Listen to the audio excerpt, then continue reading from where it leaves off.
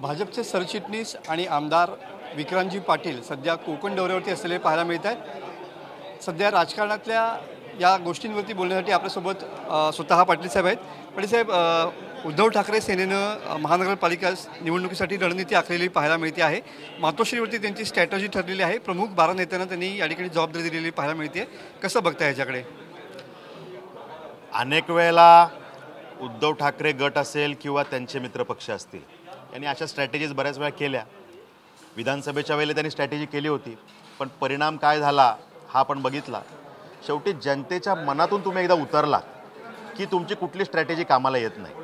जनतेने तुम्हाला संधी दिली होती, पण त्यावेळेला जेव्हा परफॉर्मन्सची वेळ होती तेव्हा आपण घरातून त्या ठिकाणी काम करण्याचा प्रयत्न केला। त्यावेळेला जे काही जनतेला न्याय द्यायचा होता तो देण्यामध्ये आपण अयशस्वी ठरलो आणि त्यामुळे अनेक विषयांमध्ये आता जनतेच्या मनामध्ये जी काही नाराजी तुम्ही तयार करून ठेवली आहे, मला वाटत नाही कुठली स्ट्रॅटेजी कामी येईल।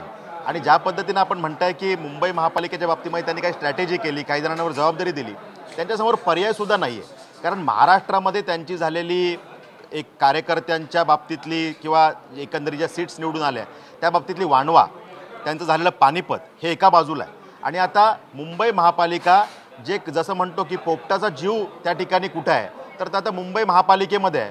कारण इतके वर्ष त्या ठिकाणी आर्थिक बजबज करत भ्रष्टाचाराची कुरण तयार करण्याचं काम हे त्या ठिकाणी उद्धव ठाकरेजी आणि त्यांच्या सहकाऱ्यांनी इतक्या वर्षात केलेलं आहे। आणि त्यामुळे आता BMC मधून जर का आम्हाला पाय उतार व्हावं लागलं तर आमचा पक्ष संपून जाईल ही भीती त्यांच्या मनात असणं साहजिक आहे। आणि त्यामुळे अशा प्रकारची रणनीतीचा त्या ठिकाणी बागुलबुवा उभं करणं, काही नेत्यांना जबाबदाऱ्या देणं, मला वाटतं की पक्ष वाचवण्यासाठी हे त्यांनी करणं हे त्यांचे साहजिक आहे। मला वाटतं की या विषयामध्ये भारतीय जनता पार्टी किंवा मित्रपक्षांनी महायुतींनी विचार करण्याची आवश्यकता नाही। कारण आमचा प्रत्येक कार्यकर्ता हा जनसेवेसाठी 365 दिवस 24/7 समर्पित असतो। त्यामुळे जनसेवा हीच आमची विजयाची स्ट्रॅटेजी आहे। आणि त्यामुळे आम्ही कायम ह्या विषयात असल्यामुळे आगामी स्थानिक स्वराज्य संस्थांच्या निवडणुकांमध्ये आम्ही कायम त्या ठिकाणी तयार आहोत। निवडणुका कधीही आल्या तरी आम्ही तयार आहोत आणि जनसेवा हीच आमची विजयाची स्ट्रॅटेजी आहे। मुंबई महानगरपालिका सोडून इतर महानगरपालिकेमध्ये 4 प्रभाग रचनेची स्ट्रॅटेजी या ठिकाणी असणार आहे। कसं बघताय या समीकरणाकडे? काय याचा फरक पडेल का? आपण जर का या विषयाकडे व्यवस्थित बघितलं तर यापूर्वी ज्या महापालिकेच्या निवडणुका झाल्या होत्या त्यात सुद्धा आपण 4ची प्रभाग रचना यापूर्वी बघितलेली आहे। आणि 4च्या प्रभाग रचनेमध्ये जो फायदा त्या ठिकाणी झाला, आपण बघितलं की प्रभागाची भौगोलिक रचना ही मोठी असते आणि अशा ठिकाणी एखादा नगरसेवक पूर्ण त्या भौगोलिक रचनेमध्ये कानाकोपऱ्यात जनतेला न्याय देऊ शकेल का, तर त्याचं उत्तर कदाचित आहे की तो तेवढं पूर्ण करू शकत नाही। आणि त्यामुळे 4चा प्रभाग जेव्हा असतो तेव्हा एका प्रभागामधली ही 4 मंडळी, त्यामध्ये अनेकांना निवडणूक लढण्याची संधीसुद्धा मिळते। अनेक सामाजिक प्रवर्गातल्या आमच्या बांधवांना त्या ठिकाणी संधी मिळू शकते आणि त्या ठिकाणी जनतेलाही चांगलं होतं की आम्हाला 4 लोकप्रतिनिधी असल्यामुळे आमची कामं अडत नाहीत, जनतेची कामं अडत नाहीत आणि त्यामुळे त्या ठिकाणी जनतेच्या कामांना न्याय मिळू शकतो। आणि मला वाटतं त्यामुळे 4चे प्रभाग रचना एक चांगला निर्णय आहे, आपण सगळ्यांनी स्वागत केलं पाहिजे। ठाण्यामध्ये होर्डिंग लागलेले पाहायला मिळतात की दोन्ही ठाकरेंनी म्हणजे उद्धव ठाकरे आणि मनसे अध्यक्ष राज ठाकरे यांनी एकत्र यावं, आमचा बाप हा काही देवेंद्र फडणवीस नाहीत।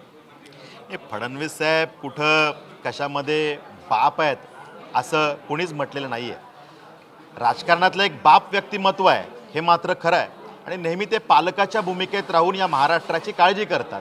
आणि त्यामुळे महाराष्ट्रातल्या 13 कोटी जनतेच्या हृदयात स्थान प्राप्त केलेलं नेतृत्व म्हणजे आदरणीय फडणवीस साहेब आहेत। आता कोणी कुठल्या परिवारांनी एकत्र यावं, कुठल्या परिवारांनी एकमेकांपासून दूर जावं, ह्या प्रत्येकाच्या भावना आहेत, त्यानुसार ते निर्णय होतील। पण या ठिकाणी महाराष्ट्राच्या कल्याणासाठी आदरणीय देवाभाऊ आमचे मित्रपक्ष यांचं जे महायुतीचं सरकार आहे हे त्या ठिकाणी चांगल्या पद्धतीनं पालकाच्या भूमिकेत, बापाच्या भूमिकेत त्या ठिकाणी काम करतं आहे। शेवटी बाप म्हणजे पालकत्वाचं स्वरूप आहे आणि त्यामुळे अशा भूमिकेमध्ये आमचं सरकार त्या ठिकाणी जनतेच्या डोळ्याचे अश्रू पुसणं, त्यांच्या चेहऱ्यावर हास्य उमलवणं यासाठी त्या ठिकाणी काम करतायत। आणि येणाऱ्या काळामध्ये अजून ताकदीनं आपण जनतेच्या सेवेसाठी हे सरकार कशा पद्धतीने कटिबद्ध आहे हे बघू शकाल। विक्रांत पाटील सर, कॅमेरामॅन समीत गजनेसह मी मनोज लेले, TV9 मराठी, रत्नागिरी।